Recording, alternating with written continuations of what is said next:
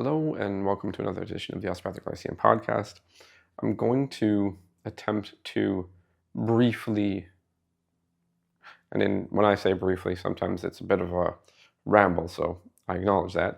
I'm going to attempt to briefly talk about one of the major challenges with freedom. Now, something that I say often, be it on camera or in front of students, is jokingly that my father, being from Detroit, freedom is very important to me because, America.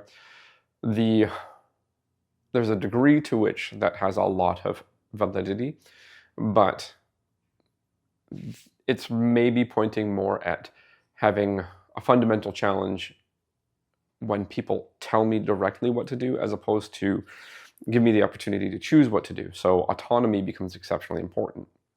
Autonomy is important in learning. Autonomy is important in interfacing with another human being such that they have their autonomy and you have your autonomy. Autonomy is central to medical ethics, such that a patient has to be, or a client, whatever term you prefer, has to be completely free to say yes or no to something at all times, so they can remove their consent at any given time. So freedom, and sort of couched in the term autonomy, is exceptionally important to me, not only personally, but also with respect to healthcare. Now, one of the challenges with freedom is that people are free to do what they would like with it.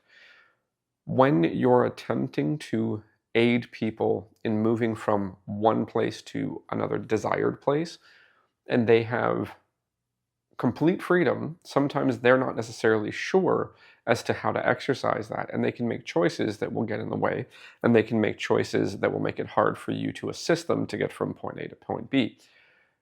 And as a result of that challenge, often if you're in the position to be teaching people, to be guiding people, to be assisting people, it turns into a circumstance where the wide variety of ways that people will interact with their freedom and their autonomy will motivate you to attempt to curtail it, to take it away. And I say this because, as somebody who really, really appreciates personal autonomy, I have to acknowledge that not everybody is the same, not everybody's going to use it the same, and sometimes they're going to do things that I don't like. Sometimes they're going to do things that is not beneficial to their expressed goal, their aim to move from point A to point B with my assistance. So I bring this up partially with respect to treatment and partially with respect to teaching. So with respect to teaching, a large amount of the anatomy, physiology, history, theory content within the Osteopathic Lyceum is asynchronous, so it's self-paced, which means that the learner has the responsibility to take care of that work at their own pace, but they have to have a pace. So when assaying or when observing how people are engaging with their asynchronous work, sometimes I end up with the concern that maybe they're not going at a pace that would allow them to complete it at the desired date or the expressed desired date. And as such, the motivation rises in me to try to guide them and direct them and consistently motivate them and push them, or just make, say, stronger consequences for missing time frames. Now, the problem with that is that fundamentally, I don't actually necessarily believe in that. I just have the motivation to think in that direction because I'm trying to hold up my end of the bargain to help them.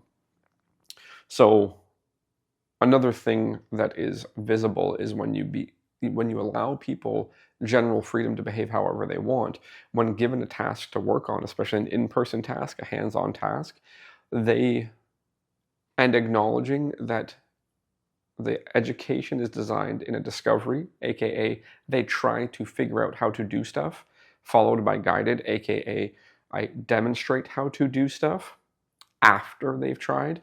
When they have the freedom to try stuff, sometimes how they interact with that time isn't as much on task as may benefit them. So we have to consider ways in which we can work with them to help them stay on task.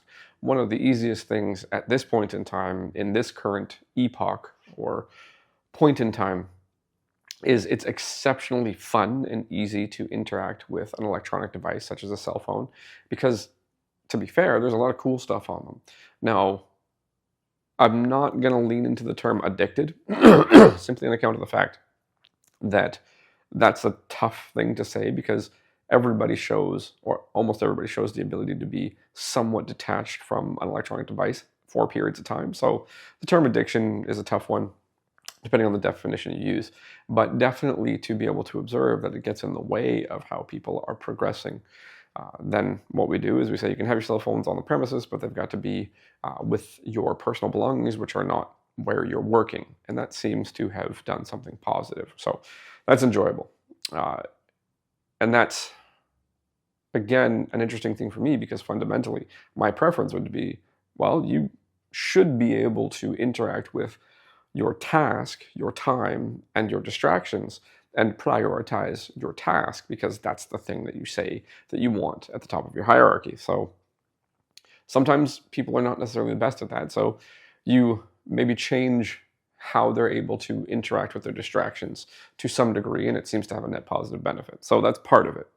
The other part that I want to talk about freedom is with respect to choice and actual treatment, especially on the assessment side. So if you look through older osteopathic research, you'll find a paper by Uri Dinnar, Uridinnar, and colleagues. There's a 1980 paper and a 1982 paper. The 1980 paper, if memory serves me properly, is 5 osteopathic professionals, so doctors of osteopathy in America were brought in.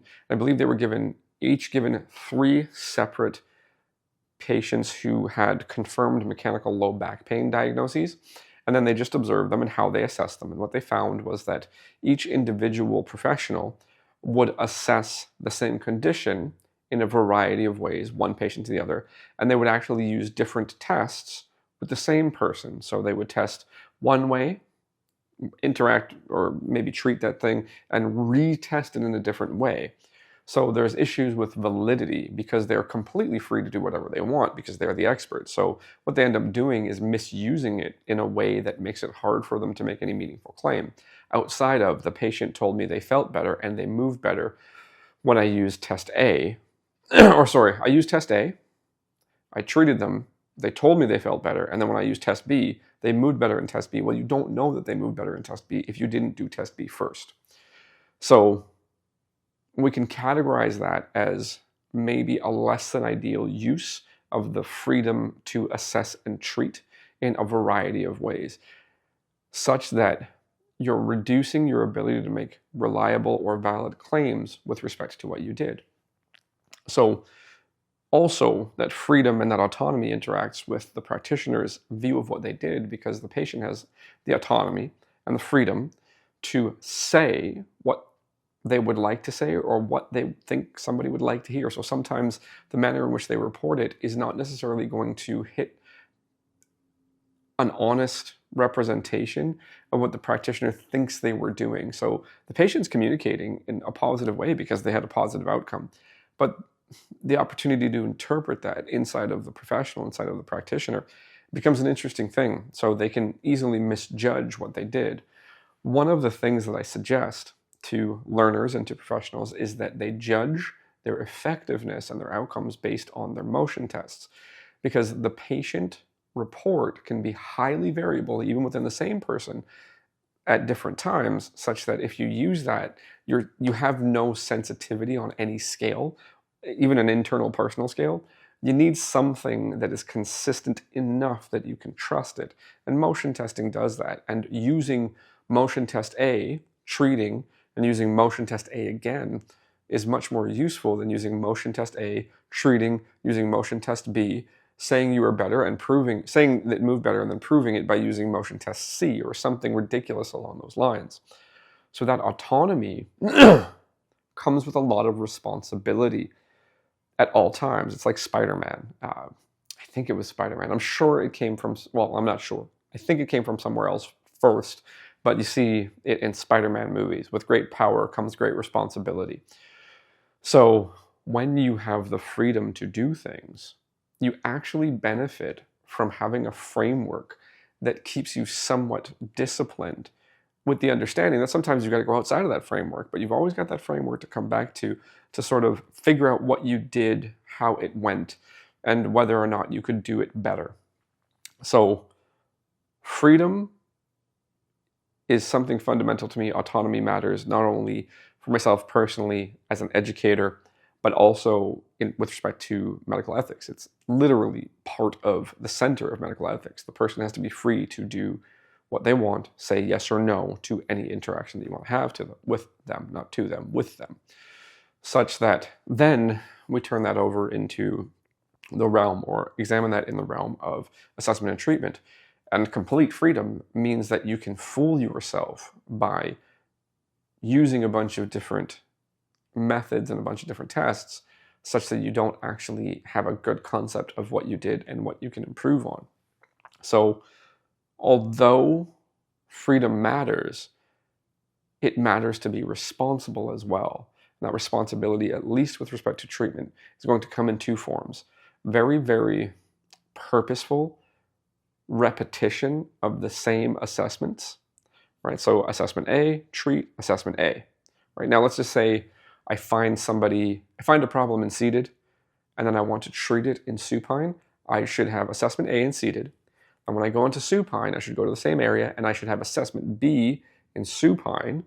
I should run assessment B in supine, and I should put them back into seated and do assessment A again, because now when I've done assessment A in seated, assessment B in supine, treatment in supine, assessment B in supine, now I have feedback between those 2 points, valid feedback because I did the same thing in tight proximity or in close proximity. And then when I set them back up and I check the same thing again in seated with assessment A, I'll now have another piece of information that tells me if it actually changed. So there are times when you will use assessment A and assessment B, but it would go, for lack of better approaches, maybe saying this algebraically, it's A, B, B, A, right?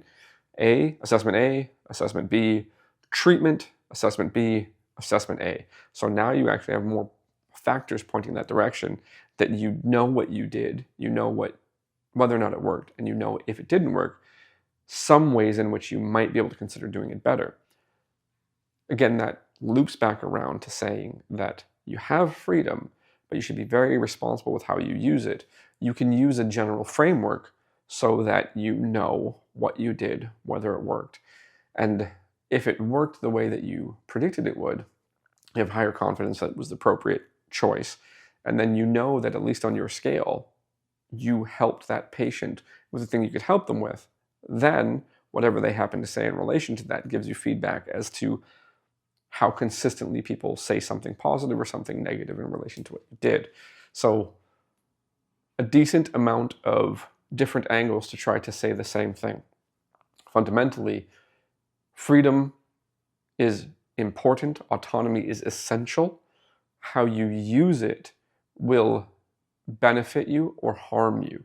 If you're completely all over the place when you have freedom, especially freedom of choice, it is likely to consistently harm you in ways maybe you don't understand. But if you have a little bit more structure, a little bit more responsibility, it'll probably benefit you. And if it doesn't, you'll know when it doesn't, so you can make a new choice within that framework. Human cognition doesn't necessarily do all that well with large amounts of freedom. So a classic thing in cognitive psychology, and it's probably decision-making psychology as well, there may be some crossover there. What you'll see is if, say, there's 4,000 shampoos, no matter which shampoo you choose, you'll always feel disappointed because there might have been a better one. If there are 4 shampoos and you have a framework with which to choose between them, you can always feel like you have a stronger opportunity to feel like you made a good choice. If there's one shampoo, you'll always be disappointed because you had no choice, right? So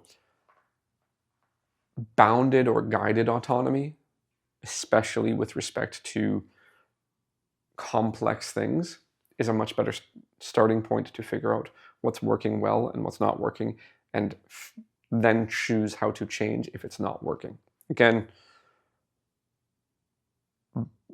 using a framework, being diligent with assessment, using that to guide your autonomy is going to be the most helpful thing, as opposed to, I'm a very fantastic practitioner and no matter how I test it, I'll know if it's changed. Unfortunately, no, you won't. You will know what you feel in that particular test, and you will be doing some mental gymnastics, compare test A to test D. It's not the same thing. So anyways, lots of possibly circular rambling, but at least in my head, it feels like that made some useful sense. And one of the challenges is that sometimes when trying to explain something, it's beneficial to give more than one example so that people can understand the abstracted thing. Maybe the best way to put it is 2 succinct sentences: with great power comes great responsibility. The best way to use that responsibility is to put some boundaries on yourself and to start from there. Thank you for listening this far. Hopefully you learned something, and we'll talk again soon.